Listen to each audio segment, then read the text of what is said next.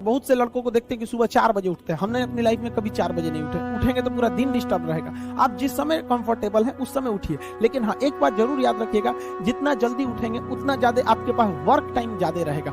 अब देर से सो के उठेंगे तो आप एक अच्छा सा वर्किंग टाइम को गंवा चुके रहेंगे। तो एटलीस्ट कोशिश कीजिए कि भाई बहुत से बहुत तो 6-7 के बीच में उठ ही जाइए। और पहले उठते हैं तो ये अच्छी बात है, लेकिन ऐसा नहीं है कि जो पहले नहीं उठते हैं उनके लिए बहुत गलत बात। आप जितना पढ़ सकते हैं अपनी कैपेसिटी के हिसाब से ही पढ़िए। आपकी बॉडी 8 घंटा नहीं सस्टेन कर पा रही है, आप 4 घंटा ही पढ़िए, बट धीरे धीरे उसको इंक्रीज कीजिए। हर चीज के लिए होता है, आप अपनी बॉडी के हिसाब से किसी काम को करिए। आप किसी भी काम को अगर लगातार 21 दिन करते हैं तो धीरे धीरे वो आपकी आदत बन जाती है, और अगर किसी काम को लगातार 90 दिन कर देते हैं तो फिर वो आपकी दिनचर्या बन जाती है। अब आप डिसाइड कीजिए कि आप अच्छे काम को करना चाहते हैं या गलत काम को। जहां आपको कंफर्ट मिलता है वो रास्ता कभी भी कोई मंजिल को नहीं ले जाती, क्योंकि मंजिल वाला रास्ता काफी चुनौतीपूर्ण भरा होता है, उसमें कंफर्ट कभी नहीं मिलता है। संघर्ष से व्यक्ति को कभी नहीं भागना चाहिए, क्योंकि जीवन में जो कभी संघर्ष से परिचित नहीं हुआ, इतिहास गवाह है, वो कभी चर्चित नहीं हुआ। और जिंदगी हो या व्हाट्सएप, लोग हमेशा स्टेटस ही देखते हैं। जीवन में संघर्ष का आना बहुत जरूरी है, क्योंकि फूलों की हिफाजत कांटे ही करते हैं, माली तो बहुत बाद में आता है। और रिकॉर्ड वो तोड़ते हैं जिनके रगों में खून नहीं बल्कि लक्ष्य पाने के लिए जुनून दौड़ता हो। याद रखिएगा, जिस समय आपका किस्मत साथ न दे, समझ जाइएगा कि आपकी मेहनत आपका साथ देगी। किस्मत एक लिफ्ट की तरह होती है, कभी भी धोखा दे सकती है, लेकिन जो मेहनत होती है वो सीढ़ियों की तरह होती है। चढ़ने में तो थकान देगी, लेकिन कभी आपका साथ नहीं छोड़ेगी, आपको अपने मंजिल तक पहुंचाएगी। और बुलंदी पे चढ़ने के बाद आपको घमंड नहीं बल्कि एक सुकून मिलेगा कि मेहनत जरूर की है, लेकिन अपनी मंजिल तक जरूर पहुंचे। स्टूडेंट लाइफ की सबसे बड़ी खराबी किसी चीज को कल पे टाल देना। आज टीचर्स ने पढ़ाया, कल रिवाइज करेंगे, आज लिखे, कल इसको सॉल्व करेंगे।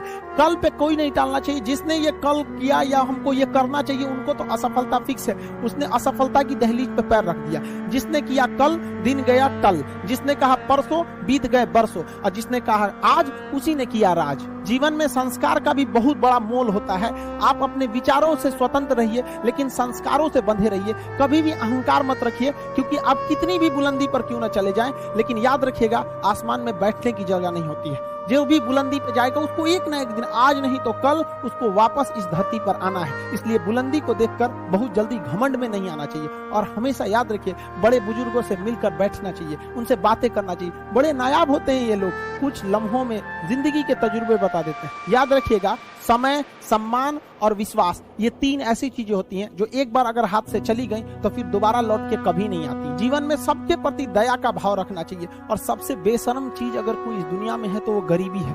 कमबख्त उम्र का भी ख्याल नहीं रखती है। और किसी के वक्त का मजाक मत उड़ाइएगा जनाब, ये वक्त है सबके चेहरे याद रखता है।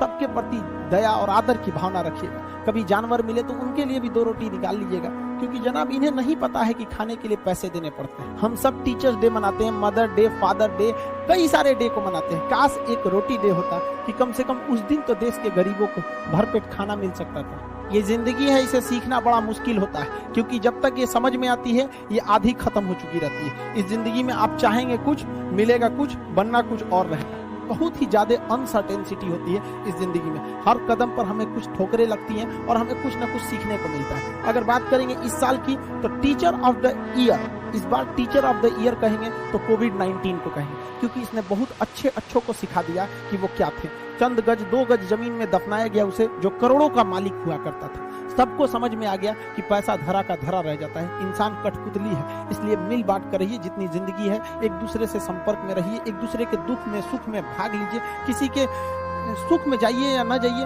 लेकिन दुख में जरूर साथ दीजिए, क्योंकि अपने वो नहीं होते हैं जो तस्वीर में साथ हों, अपने वो होते हैं जो तकलीफ में साथ देते हैं। इस बार इस कोरोना ने बहुत सारे लोगों को, अपनों को खोया। शायद ही कोई ऐसा गांव होगा जहां अपनों ने नहीं, अपने किसी अपनों को नहीं गंवाया हो। तो उन सब की आत्मा को भगवान शांति दे, उनके परिवार के लोगों को यह हिम्मत दे कि वो इस दुख की घड़ी को निपट सके, इससे जल्दी से बाहर आ सके। और जितने लोग हैं जो अभी कोरोना भी पूरी तरह से खत्म नहीं